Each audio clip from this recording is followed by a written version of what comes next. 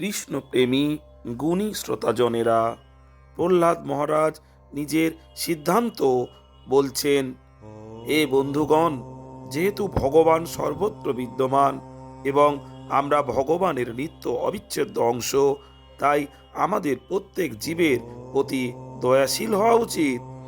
যদি কোনো ব্যক্তি নিম্নতর স্থিতিতে আছেন, তাহলে তাকে সাহায্য করা আমাদের কর্তব্য। দৃষ্টান্তস্বরূপ, শিশু অসহায়, তাই সে পিতামাতার দয়ার উপর আশ্রিত থাকে। সে বলে, মা, আমি এটা চাই, এবং মা বলে, প্রিয় পুত্র, আমি তোমাকে সেটা দিচ্ছি। আমাদের প্রত্যেক জীবের প্রতি দয়ালু হওয়া উচিত এবং তাদের প্রতি দয়া প্রদর্শন করা উচিত। আমরা প্রত্যেক জীবের প্রতি কিভাবে দয়া প্রদর্শন করব? সংসারে কোটি কোটি দিন দুঃখী রয়েছেন, তাই সবার প্রতি কিভাবে দয়া প্রদর্শন করব? আমরা কি সংসারের মধ্যে থাকা প্রত্যেক অভাবগ্রস্ত মানুষকে বস্ত্র ও ভোজন দিতে পারি? না, এটা সম্ভব নয়। তাহলে প্রত্যেক জীবের প্রতি আমরা কিভাবে দয়া প্রদর্শন করব? তাদেরকে কৃষ্ণ ভাবনামৃত প্রদান করার মাধ্যমে। প্রহ্লাদ মহারাজ এই বিধিতে বাস্তবিকভাবে নিজের সহপাঠীদের প্রতি দয়া প্রদর্শন করেছেন। তারা সবাই কৃষ্ণ ভাবনামৃতবিহীন হয়ে মূর্খ হয়েছিলেন।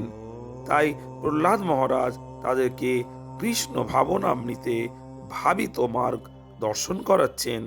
এটাই হচ্ছে সর্বোচ্চ দয়া। যদি আপনি সমস্ত জীবের প্রতি দয়া প্রদর্শন করতে চান, তাহলে তাদেরকে প্রহ্লাদ মহারাজের মতো কৃষ্ণ ভাবনামৃতের প্রসাদ দিতেই হবে। অন্যথা জাগতিক দৃষ্টিকোণ থেকে দয়া প্রদর্শন করা আপনার শক্তির বাইরে।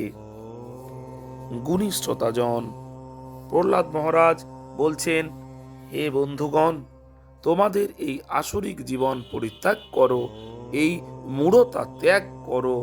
তিনি তার বন্ধুদের ভগবান নেই এই আসরিক বিচারকে ত্যাগ করতে অনুরোধ করেছেন। প্রহ্লাদ মহারাজের বন্ধুগণ যেহেতু অসুর পরিবারে জন্মগ্রহণ করেছিলেন এবং অসুর শিক্ষকদের থেকে শিক্ষাপ্রাপ্ত হয়েছিলেন, তাই তারা চিন্তা করেছিল, ঈশ্বর কে? ঈশ্বর নেই।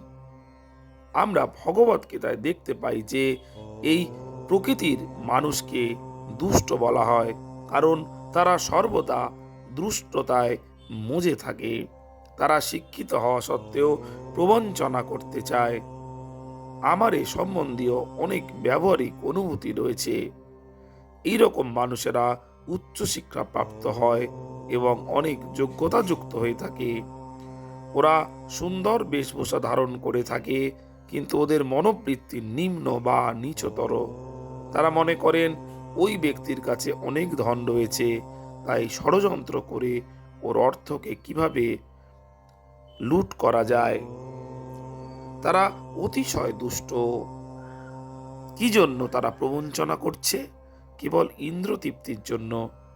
ঠিক একটা গাধার মতো যে জীবনের লক্ষ্য বোঝে না।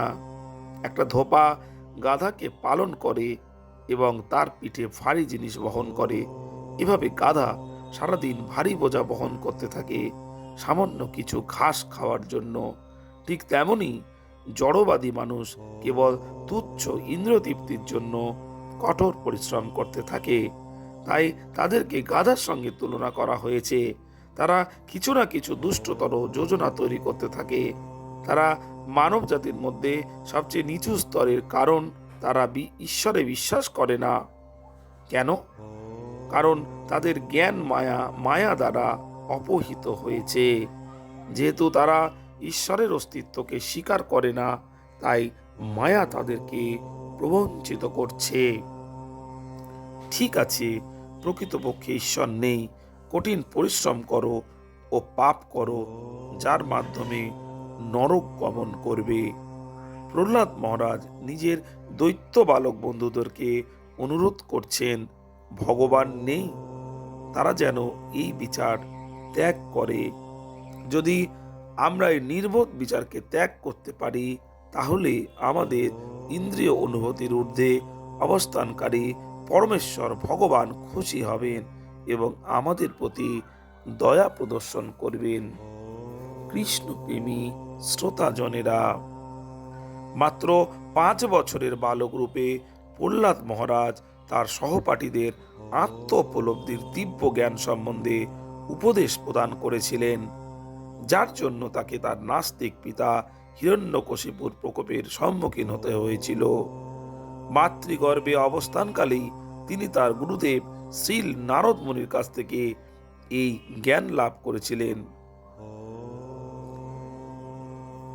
কৃষ্ণপ্রেমী গুণী শ্রোতাজনেরা, যদি আপনাদের কৃষ্ণ কথা ভালো লাগে ও চ্যানেলে নতুন হলে অবশ্যই চ্যানেলটিকে সাবস্ক্রাইব করতে ভুলবেন না, আর বেশি বেশি করে শেয়ার করুন, যাতে কৃষ্ণপ্রেমীরা কৃষ্ণ কথার এই ভিডিওটি দেখতে এবং শুনতে পায়। ভালো থাকবেন গুণী শ্রোতাজনেরা। নমস্কার।